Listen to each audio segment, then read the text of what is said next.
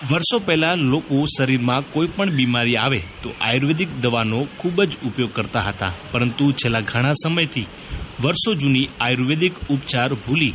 Allopathy દવા તરફ વળ્યા છે, કારણ કે તેમાં પરિણામ સારા આવતા લોકો તેનો વધુ ઉપયોગ કરતા થયા છે। પરંતુ આ એલોપેથી દવા રોકવા બાબરના ડોક્ટર ભીખાભાઈ પ્રજાપતિએ લોકોનું આરોગ્ય સારું રહે અને લોકો આયુર્વેદિક તરફ વળે તે માટે બાબરના વાવડી ગામે 3 વીઘામાં આયુર્વેદિક વન બનાવ્યું છે। મારું નામ ડૉક્ટર ભીખાભાઈ જોઈતારામ પ્રજાપતિ। હું બાબરમાં છેલ્લા 42 વર્ષથી એક જનરલ પ્રેક્ટિશનર તરીકે મારું પોતાનું દવાખાનું ચલાવું। પર્યાવરણનો મને વર્ષોથી શોખ છે, પર્યાવરણ પ્રત્યે મને ખૂબ પ્રેમ છે,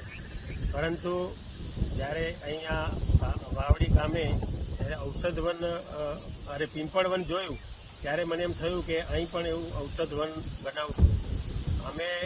મારી રાષ્ટ્રીય સ્વયંસેવક સંઘમાં પર્યાવરણની જવાબદારી હોવાના લીધે પર્યાવરણને લગતા ઘણા બધા કાર્યક્રમો મેં કર્યા છે। બાભરની અંદર કેટલાક સ્મશાન ગૃહોમાં, આજુબાજુના ગામડાઓમાં દર વર્ષે લગભગ છેલ્લા 10 વર્ષથી હું એવા વૃક્ષો કે જે વડલા છે, પીંપળા છે, કે જે પર્યાવરણની અંદર 100% ઓક્સિજન છૂટો પાડે છે, એવા કેટલાય વૃક્ષોનું છેલ્લા 10 વર્ષથી હું વાવું છું। અને એના ભાગરૂપે આજે આ પિંપળ વનમાંથી પ્રેરણા લઈ અને મેં અહીં વાવડી ગામના જે બધા જ આગેવાનો છે એમને સાથે રાખી અને 3 વીઘા જેટલી જગ્યા છે એને ડેવલપ કરવા માટે અને એમાં એક ઔષધ વન બનાવવા માટેનો મને વિચાર આવ્યો। અને સંઘની પ્રેરણાથી, એટલે કે એમ કહી શકાય કે સંઘના અમારા જે પ્રણેતા છે એના નામ ઉપર કેશવ માધવ ઔષધ વન એવું અહીં બનાવવાનું મેં નક્કી કર્યું। એના ભાગરૂપે આ જગ્યાને કવરઅપ કરી અહીં છેલ્લા 2 વર્ષથી કેટલાક ઔષધીય રોપાઓ અને બીજા પર્યાવરણને અનુકૂળ થાય એવા કેટલાક રોપાઓનું મેં વાવેતર અહીં કર્યું। આરોગ્યની દ્રષ્ટિએ અરડુસી છે એ ખૂબ જ ઉપયોગી છે, એવી રીતે તુલસી, બીલીપત્ર, સરગવો, અને સરગવો તો એમ કહી શકાય કે એક સંજીવની વૃક્ષ છે। અત્યારે સરગવાનું તમે જો એની ન્યુટ્રિશનલ વેલ્યુ તમે ગૂગલમાં સર્ચ કરશો તો તમને ખ્યાલ આવશે કે કેટલા બધા પોષક તત્વો એમાં મળે છે। તો સરગવો છે, ગળો, મહેંદી, વડ, પીંપળ, સાદી આંબલી, ગોરસ આંબલી, વાંસ, અંજીર,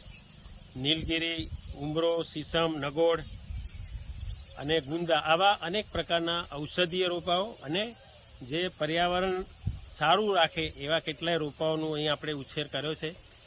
અને 2 વર્ષની અંદર ઘણા બધા રોપાઓનો ઉછેર થઈ ચૂક્યો છે,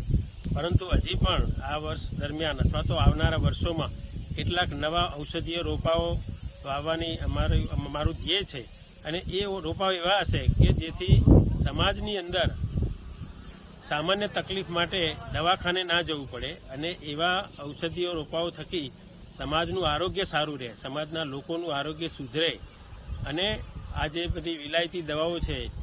એના જે દુષ્પરિણામો છે એને રોકવા માટે આવા ઔષધીય આયુર્વેદિક રોપાઓનું વાવેતર કરવાનું અમે નક્કી કર્યું છે। અને આવનારા વર્ષોમાં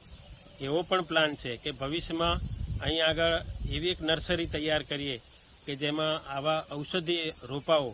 એટલે કે જે આપણા ઘરગથ્થુ ઉપચાર કરી શકાય એવા રોપાઓ બધા તૈયાર કરી અને સમાજની અંદર આપવાના, કે જેથી સમાજના લોકોનું સ્વાસ્થ્ય સારું રહે એવા એક ઉમદા હેતુથી અને પર્યાવરણ પ્રત્યેનો મારો પ્રેમ છે, એટલે ભવિષ્યની અંદર આ પ્રકારનો એક મારું ધ્યેય છે